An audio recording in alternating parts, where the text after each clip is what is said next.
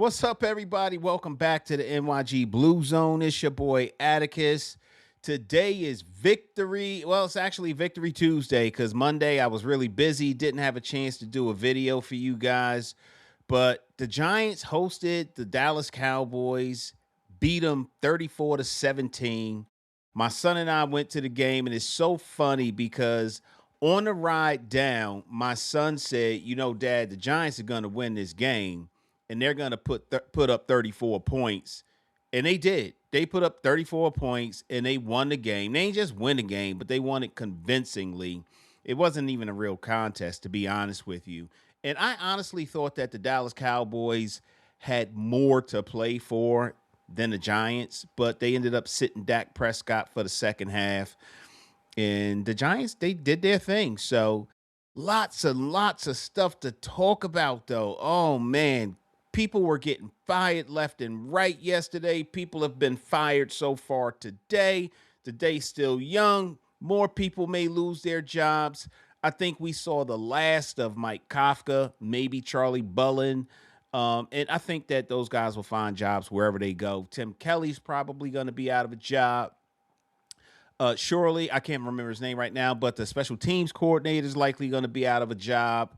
I really hope Carmen Brasillo keeps his job. And a lot of us felt like Joe Shane should lose his job, but he has been retained. It's been confirmed by ownership that they are going to rock out with him. In fact, he made some signings today as a result of him being retained as the general manager. So that's a foregone conclusion. A lot of us wanted to see him gone, but he is here and we need to get behind him because he's going to be our GM at least for another year. And there's so much other things I want to talk about. So many things. There's so many different potential candidates to be our head coach, our offensive coordinator, our defensive coordinator. Got the draft coming up. We got free agency coming up. We've got players that are going to be coming back from injury who we're looking forward to suiting back up. We got some season-ending stats. We got some players that are never going to play for the Giants again. We're going to talk about all those things, but it's going to take a few shows to get through it all. But today, I just want to recap the final game of the season. I didn't get to do that with you guys. It was a fun game. But before I talk about all that, if you like our content, you like the way that we deliver from New York Giants fans, from our perspective, how we feel about the team, how we feel about the players, how we feel about roster construction, how we feel about our coaches, how we feel about the development. If you like what we deliver, please like, subscribe, hit that notification bell so every time we drop some new content, you're one of the first ones to be notified. So we had a game on Sunday, 1 p.m. kickoff, Giants Stadium. It was, I got to tell you, going to the game, I was really conflicted because, I've been a Giants fan for as long as I can remember. I'm in my mid-50s, and this is just a part of my identity at this point. Everybody that knows me knows every day I'm rocking something New York Giants, whether it's one of my fitteds, whether it's one of my jackets, whatever it is, it's going to be something that's New York Giants. I even got personalized plates on my cars that are dedicated to the New York Giants. And living in Pennsylvania, it wasn't hard to get NYG as my plate and G-Men as my plate for my pickup truck. And that's how we roll out here. I am in Eagles country, and I represent the New York Football Giants, and I don't care who got whatever to say about it. Them my boys. I caught hell when Deshaun Jackson ripped our hearts out during a Miracle at the Meadowlands, and I did not give a shit. I wore all my Giants gear proudly and didn't care what anybody had to say. In fact, I welcomed it. Bring it. Nobody's hurt me more than the New York Football Giants over the last decade. So when these fans who are just as passionate about their teams have something to say to me, bring it. It's all good because I love the Giants. I've been a season ticket holder for many years. I drive to the games. Some of my friends want to go and we'll go together. My kids are Giants. This is who I am, and I love who I am. It's fun being a Giants fan. Not the last 10 years, but for the most part, it's been fun, right? So And what was really cool was I was at the stadium this Sunday and I sat next to these two gentlemen in the what is it called? The Miller Lite Club now. And they were having a beer and just come in from tailgating and they were frozen to the bone and they were red and all of this other stuff. And they were talking about different things. And I said, "Hey, you mind taking a picture of my son and I?" And they said, "Sure, I'll take a picture." And they took a picture and then we just started talking Giants football. And a guy who I was sitting next to, his name was Mike. And Mike told me that he's been a season ticket holder since 1986 and he has only missed one game that he hasn't come to. And I was impressed with that because for those of you who are diehard Giants fans like me, it's been some tough sledding over the years. We've had some stretches where it was very difficult to stay as dedicated of a fan as we typically are. 1986. That's a long time to go through some of the seasons that we have gone through. But he was saying how he feels so encouraged about this team that we have. He also displayed a level of encouragement about Joe Shane that I don't share, but I listened to what he had to say. And when I offered my perspective, he thought, I didn't think about it that way. So I wasn't trying to change his mind. I was just trying to tell him the way I see things. But it was a really good conversation. And one of the things that I am confident about, not just about the performance last week against the Cowboys, which, by the way, we finally got the monkey off our back. And I don't want to hear shit about it. It was the Cowboys. It was the last game of the season. Their defense is I don't care. We finally beat the Cowboys, right? Yes, it would have been better to get the number 2 overall pick in the draft, but we beat the Cowboys finally. We can end that narrative, right? We don't have to be no asterisks behind it. We beat them. They didn't beat us. And the fact that we put belt to ass and beat them 34-17, by the way, the same way we beat the brakes off the Eagles on Thursday Night Football, 34-17, that's a statement. That is a statement. I don't want to hear nothing about Dak Prescott did not play the second half. I don't give a shit he didn't play. The Dallas Cowboys sent players on the field who they felt could give them an opportunity to win a game, and they didn't win. We beat that ass, and that's what I came away with. Even though we didn't get the number 2 pick in the draft, we beat the Cowboys to conclude our season. In fact, we should have lost last week to the Raiders too, but at the same time, the Giants finished year 2025 by beating one team's ass in another conference and started 2026 by beating another team's ass in another conference. I'm really not that mad at that, particularly when it shook out where we have the number 5 pick in the draft. The worst we were going to be was 7, but we're 5. I am okay with that. And if you're not okay with that, that's fine. But here's what I'm going to say.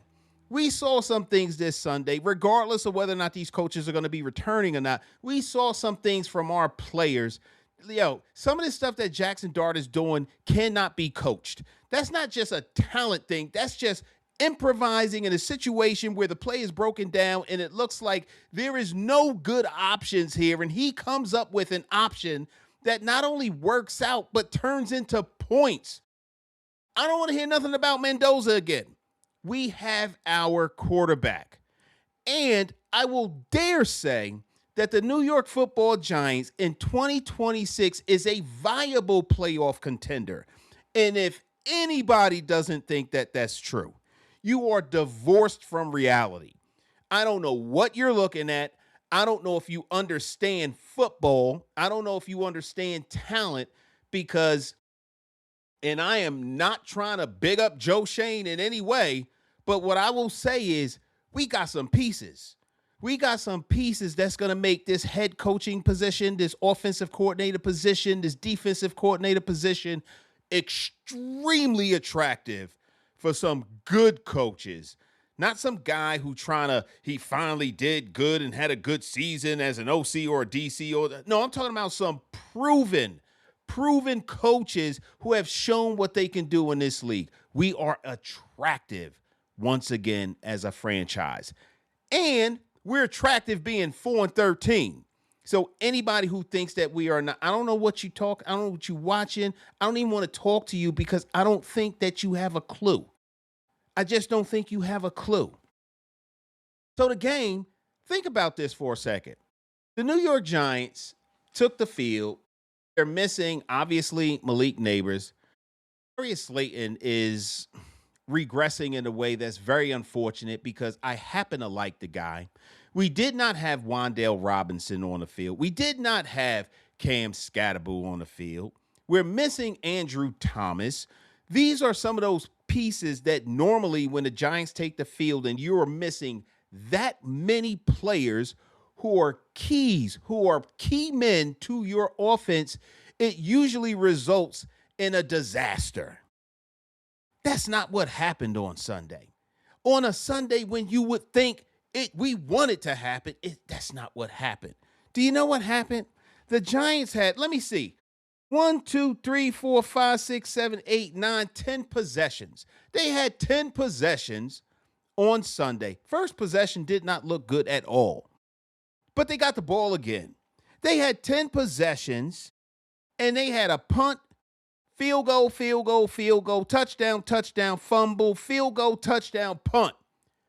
And, might I add, on one of those touchdowns, they had a 2-point conversion. That 2-point conversion had me like, yo, what did they do? What? He threw it. He caught it. It was great. It was great. Devin Singletary threw the ball to Sugarwater Hand Slayton, who converted on a 2-point conversion, something that we have not been able to do. And he did, well, since we had Cam Scatterboo out there, that is. And I was like, wow. So, yes, number 2 pick would have been nice, but when you get a chance to beat the brakes off of the Dallas Cowboys, come on, man. You got to take advantage of that opportunity. And like I said, don't tell me nothing about Dak Prescott wasn't playing for the second half, because even if he was out there, the way that game was going, listen, and the Cowboys were able to run the ball at will at different points throughout the game. But once the momentum shifted in the Giants' favor, it was over. I don't know if there was anything that they could have done. Tyrone Tracy Jr. had 113 rushing yards that game or something like that. Let me bring up the stats real quick because I just thought that was crazy what he was able to do. Tyrone Tracy Jr. had 103 rushing yards. He had 5.7 yards per carry.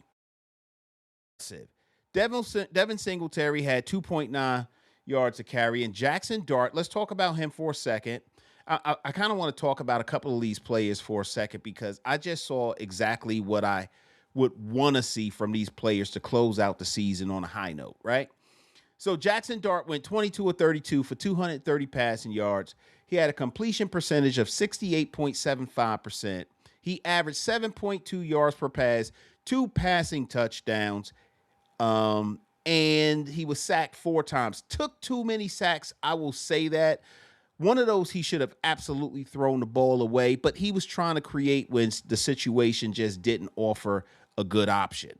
But he's got to do better with not taking sacks. But then again, Jadeveon Clowney just had a game, so you got to give him credit too. The guy was out there balling, trying to make sure that Dallas, whether it be Dallas or another team, sees value in having him on an NFL roster next year. And he had a great game for a 32-year-old defensive end. So Jackson Dart did finish with a 110.2 quarterback rating, though. The kid had a really good game. He also escaped the pocket a few times, and he had 5 rushes for 32 yards. And on one of those escape things you just simply can't coach, this guy's about to get sacked, underhand passes the ball to Bellinger. Bellinger finds a way to skate out to the right side of the sideline, march up the field for a touchdown. Incredible. That's the kind of stuff that you want to see. In fact, that's the stuff that you would typically see another team doing to us. But this time, we were the ones with the belt, and we were the ones whooping that ass. I liked it. I liked what I saw from Jackson Dart. I thought that he made some very good business decisions on the field. I think that there were times when you would normally think, oh my God, he's going to get clocked. He's going to get his bell rung. When he ran out of bounds, when he took a knee or slid, when he avoided unnecessary contact. That's what you want to see from Jackson Dart, that he has learned that whether it's true or not, the narrative that he's concussion prone, other players have been looking to target him, and he is not putting himself in harm's way the same way that he did. And he didn't compromise his game in making sure that he kept himself healthy to finish out the game. And I really liked what I saw from him. That one play was a trick play that was drawn up by Mike Kafka, where it was a double reverse. Gunnar Olszewski had the ball. He was going to pass the ball to Chris Manhurst, and he underthrew him. What an opportunity that was. That wasn't on Kafka. That was clearly on Gunnar Olszewski. The play worked to perfection, and it's unfortunate that it didn't result in a completed catch, even if he would have been caught shy of the goal line, which I think he would have been able to negotiate that tackle and get in. It was still drawn up beautifully, well executed, except for the pass by Gunnar Olszewski. I ain't mad at him because Gunnar had himself a day too. Gunnar had 8 receptions for 102 yards. I thought I was looking at Julian Edelman out there. That guy had 9 targets, caught the ball 8 times. He was far more reliable than Darius Slayton, because remember, Darius Slayton had 9 targets, but only 4 receptions because he just can't seem to catch the ball. In fact, we were in the stadium, and I was saying to the people who we were sitting next to that if they throw the ball to Slayton, there's a 1 in 4 chance he's going to catch it. But if they throw it to Gunnar, he's going to catch it. And every time Jackson Dart threw the ball to Gunnar, he seemed to catch the ball and convert on a 3rd down when we needed him to. And how about Tyrone Tracy Jr.? Tyrone Tracy Jr., I started to talk about him a little bit earlier. 103 rushing yards. 2nd year in a row that he's amassed 1,000 yards of production on a season. Listen, Tyrone Tracy Jr. is a good running back. Cam Scatterboo came in there and showed us something that we were not expecting. So he didn't lose his job to Scatterboo because he wasn't good. He lost it because Scatterboo is just unbelievable. But Scatterboo plays where he's probably going to have a shelf life of his career of 3 or 4 years the way he goes at it. And you want to have Tracy back there. Can you imagine moving forward having Tyrone Tracy Jr., Cam Scatterboo, Turbo Miller? I like Devin Singletary too, but I think we need to elevate Turbo Miller finally because that kid is explosive. He's good, and he's fast as shit. I don't know why he doesn't get more playtime. Maybe if he is kept and the new personnel comes in, he'll start to see some more opportunities. But I like our running back room. Devin Singletary quietly had a decent game. He's very good in pass protection. He was able to accumulate 26 rushing yards, and he had a rushing touchdown. He is really good in the red zone where we're up close. He is really good at getting that ball in and punching it in. He knows the right seam to get to, and he did it again on Sunday. I was very happy to see him work out there. And again, I've always talked about how Daniel Bellinger is just pretty reliable. Every now and then he'll drop a pass or he'll miss time is every now and then. But overall, Belly is good. Belly catches what's thrown his way, even when it's something that's completely manufactured. The ball is wobbling the wrong way. Jackson Dart's falling and is flicking it. He still catches it, and he turns it into a touchdown. How can you not like Daniel Bellinger and his consistency at delivering what you want him to deliver? I thought that Isaiah Hodgins would have been more involved in the game, but I was okay with the fact that in a couple of situations he was a decoy, and Jackson Dart only targeted him one time. But that one time, I really think it was to try to draw a penalty. I don't even think he was trying to convert on that. But overall, offensively, I thought Mike Kafka called a really good game. Like I said, they had 10 possessions, and of those 10 possessions, they had 7 scoring drives. And to be perfectly honest with you, on that one drive that turned into a fumble that Tyrone Tracy Jr. lost, That might have been a scoring drive as well because they were in scoring position there too. Overall, an excellent performance by the New York Giants on Sunday. Way to finish out the season, even though they hurt themselves in draft positioning. Listen, I wasn't mad at them. If you're gonna win a game, you win it this way. And what a better way to do it than against a division opponents in the Dallas Cowboys. And I ain't forget the Dallas Cowboys allowed the Philadelphia Eagles to bunny hop us and get Devontae Smith a few years back. So, I do carry resentments like that. Call me Captain Petty, Chief Petty Officer. I don't give a shit. I was happy that we beat the Dallas Cowboys on Sunday. And honestly, I'm a win fan first. I'm really not a tank to get a better pick type of guy because the truth of the matter is anybody coming out of college is an unproven commodity and you don't know what you got until you get them. I'll give you a case in point. We knew that Scatterboo would be decent. Did we know he would be this? I don't think so. We knew Jackson Dart was going to be decent. Did we know he was going to be this? I don't think so. By the way, I think that he made his case. He made his case and probably etched it in stone that he should be the offensive rookie of the year. He should. When you look at Tyler Suge, when you look at some of the other players that are also spoken in that same air, he delivered the most. The kid had 24 touchdowns and only started 12 games. Had that been extended out, that number would have likely been 34 touchdowns, 3,900 yards. But what did he finish with? He finished the year with 2,272 yards, extended to a full 17-game season. That would have been 3,900 yards. That's an impressive year for a rookie quarterback. Tyrone Tracy Jr. had a good year too, 700. Like I said, he eclipsed 1,000 yards. Him and Wan'Dale Robinson. Tyrone Tracy Jr. matched up with Malik Neighbors last year. Both of them had 1,000. This year's him and Wan'Dale Robinson. Brian Burns. Brian Burns was a little quiet yesterday. He did have some pressures. He was out there hustling and doing what we want him to do. Let me see what his final numbers were. Brian Burns. He did have a solo tackle, a tackle for a loss. I don't remember him having any sacks, but he did have some pressure. He put pressure on the quarterback yesterday. A lot of guys had some really good games. Bobby Okereke, second week in a row where he got an interception.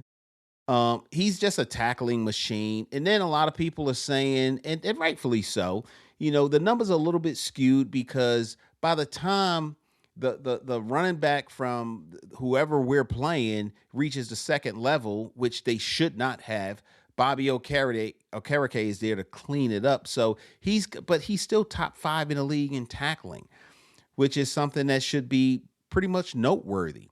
Peyton had a good game coming in off the practice squad. I thought that he did well as you can expect as a guy coming in cold, playing the last game of the season and cold. Speaking of cold, oh my, it was cold out there. It was freezing out there. And those Meadowlands winds was not forgiving.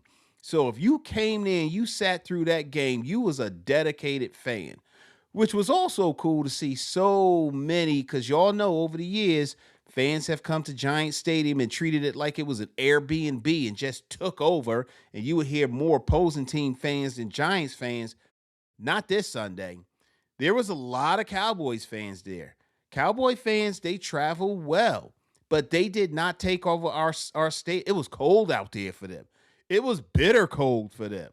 Yo, because we put that heat, we put the heat on them. It was an overall really good time to go to a game, especially if, and there are a lot of people who made it to their first Giants game ever, and they got to see their team play, and they were treated because not for nothing. Whenever you get to play a division game, it's usually a tough game. This was also the last game of the season, but the first game of 2026. And it was against the Dallas Cowboys, who've pretty much owned us since Dak Prescott was in his second year as a pro. He has really owned the Giants. And again, I don't want to hear shit about he didn't play the whole game. It wouldn't have mattered. The Giants wanted it more. It was evident in so many ways. So if you think about the numbers, let's take a look at that. Dak Prescott, he finished the game 7 for 11 for 70 yards, and he did that in 2 full quarters of play. 2 full quarters of play. So I don't want to hear it. Milton didn't do much better. 7 to 13 for 73 yards and an interception. They look like dog shit. But I tell you what, they got a running back. That kid Blue, he pretty good. He's pretty good. He had that 27-yard long run. I mean, the Giants have been really bad against the run all year, so you just kind of knew whoever was going to be back there running the ball was going to do okay. But at no point for this whole game did you feel like the Cowboys were going to win. Maybe after the first drive, you were like, yeah, I don't know how this is going to work out. But overall, it just felt like the Giants were in control. They were able to do whatever they really wanted to do. And then when things did not work out, Jackson Dart was able to create, whether it was with his legs or whether it was with his arm. And guys like Gunnar Olszewski, they stepped up big time, and people are talking about Illuminor yielding all of these different sacks to Clowney, but Clowney he's good, man. And Illuminor, yeah, he could have done better, but it was the last game of the season for him too. I still think the Giants need to find a way to sign him because he is better as a Giant than anybody else we've had over there on the right side for a long time. So, I mean, just look at some of these numbers. George Pickens only had 1 reception. CeeDee Lamb had 1 reception. The Giants really shut these guys down. And it was exciting and it was fun. But like I said, there's some guys who will probably never put on a Giants uniform again. And we're going to go through the whole list of players who may be here, may not be here moving forward. But overall, I just wanted to share with you guys what my experience was like at the last game of the season. The New York Giants beat the Dallas Cowboys 34-17. And I should point out also that the Giants scored 37 points against the Cowboys the first time they faced them this year. They scored 34 points on them the second time they faced them this year, which is probably a record somewhere. I don't know. I'd have to look it up. But to put up that many points against a division opponent, 71 points in the same season against one team, that means your defense ain't shit. They're pretty freaking bad. And the Giants have been on that side of the equation for several different years. And it's nice to not be that team anymore. It's nice to be able to say we got a 2-game winning streak. We ended the year with a victory. We started the year with the victory. And they weren't just victories. They were belt to ass, handled our business. And people can see that the Giants, and I hate to say this, but it's so true, it's the best 4-13 team I have ever seen in my life. They will be playoff contenders next year. If Joe Shane gets the head coaching pick right, and subsequently the head coach gets the OC, DC, and special teams coordinators right, and they continue to develop these players, we will do fine. Yes, we will. So with that, I'm going to sign off. Check us out in future episodes. We're going to break down different position groups. We're going to break down, obviously, head coaching candidates. We're going to talk about OC candidates, DC candidates. We're going to talk special teams. There's some good names out there right now. And I think that if there is a location that is desired the most, it's slightly tainted with Joe Shane still being there, but I don't think that'll be too much of a reason for somebody to say, yeah, I'm going to pass on the Giants. But if there's an attractive location, destination for a head coach to come to, I think the Giants is probably the best one. The Raiders might be because they're going to draft their quarterback of the future. It might be a really good place to go too. Surprised that Aaron Glenn kept his job in with the Jets because, I mean, there's losing and then there's that. And that was pretty bad. But the Atlanta Falcons, I don't know who really wants to go to Atlanta. I mean, it's obviously any NFL football team to be considered to be a head coach is an honor that you just got to take seriously. But I really don't know that there's another team that other coaches would want to go to and coach at that is a better situation than the Giants. They got a lot of cap room. They're going to be able to do what they want to do in free agency. They have a very high draft pick. All their key positions have been filled. They already had their franchise quarterback. They got good talent on rookie deals. And when you think about it, a couple of the signings that they need to do, which is right tackle, they need to do something with Thibodeau, and I think they're going to find a way to keep him also because he has quietly had a really good year up until he had that shoulder injury. Not in sacks, but in every other category.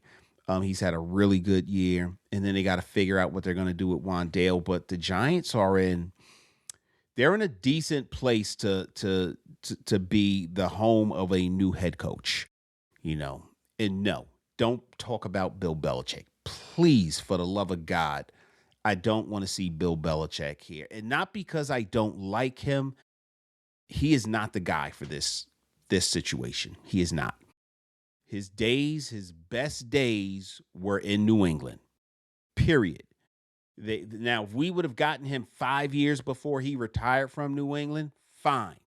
But at this point, no, I don't think so. I'm ready to move on from that whole idea and thought. So anyway, if you like the content that we give, you like what we have to say, please continue to engage with us, by the way, on social media. We're everywhere. We're on Twitter. We're on TikTok. We're on Facebook. We're on Threads. We're on Insta. Obviously, you found us here on YouTube.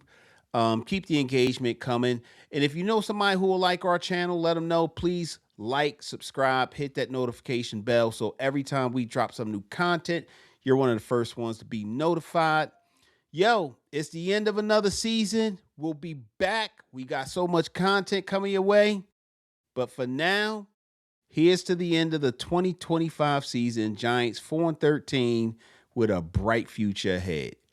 Go Big Blue. Yeah, a lot of girls probably crying from my old high school. Look, they see me everywhere they go. I probably would too. Look, crossed over to the Jordan man like I'm Michael. Yeah, eating blessings so much I might need lipo. Yeah, tailored for the doves like I'm walking in chucks. Yeah, it's just in this plan, man, I see all y'all shook. Look, knew that I was great ever since I was a rook. Man, all y'all singles making me look good. Okay, praise to the Most High, yeah, that's Jesus. Look, but when it come to this rap thing, I can't lose. Yeah, back-to-back number ones, that's a thing greats do. Yeah, tell them boys that ain't nothing I can't do. It's my year. It's my year.